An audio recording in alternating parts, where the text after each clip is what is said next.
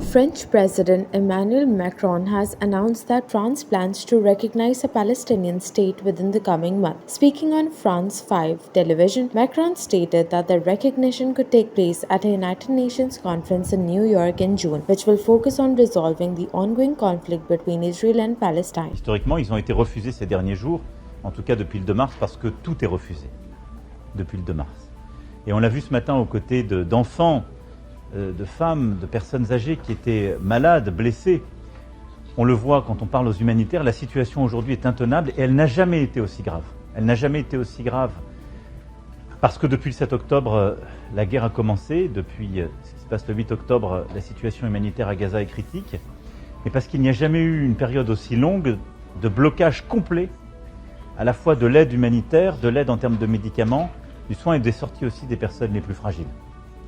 Et donc c'est pour nous la priorité. C'est ce que nous avons d'ailleurs échangé avec les organisations non gouvernementales, avec nos gendarmes qui œuvraient dans le cadre de la mission des Nations Unies, de l'Union européenne pour tenir le point de passage en soutien. Et c'est ce que j'ai pu évoquer hier avec à la fois le président Sisi et le roi de Jordanie dans l'entretien que nous avons eu.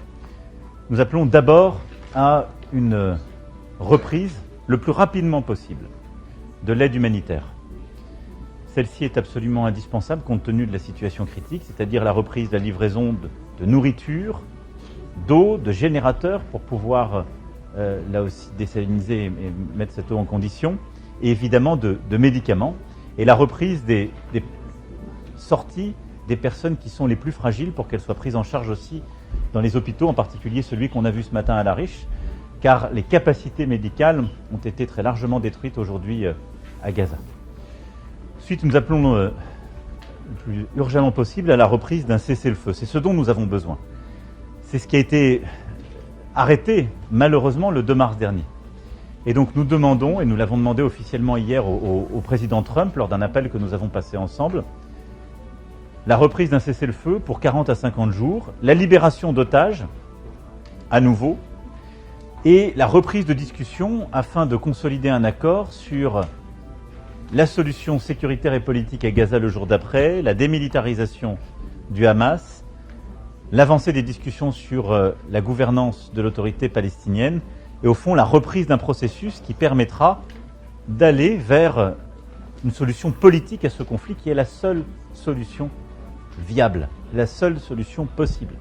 Et c'est celle que nous portons avec à la fois l'Égypte et la Jordanie, celle aussi que j'ai pu échanger ces derniers mois avec les collègues de la région, et celle que nous essayons de bâtir avec l'Arabie saoudite en vue de la conférence qui nous a été confiée pour le mois de juin prochain.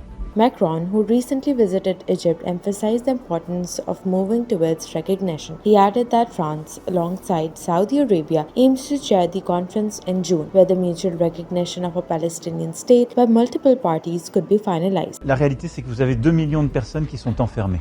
2 millions.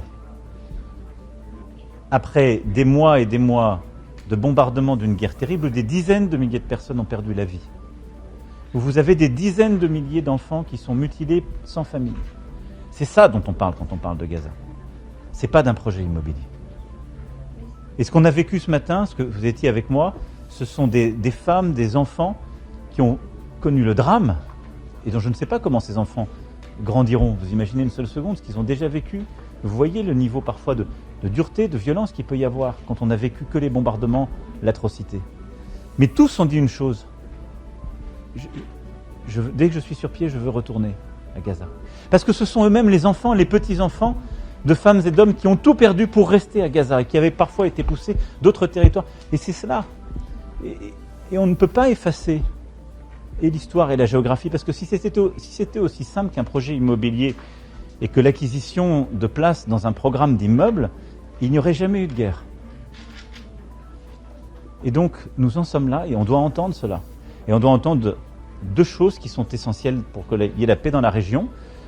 Le droit légitime du peuple palestinien à disposer d'un État, d'un territoire et de vivre en paix. Et le droit légitime du peuple israélien à voir son État, Israël, à ce qu'il soit reconnu par tous ses voisins aussi, et à ce qu'il vive en paix et en sécurité.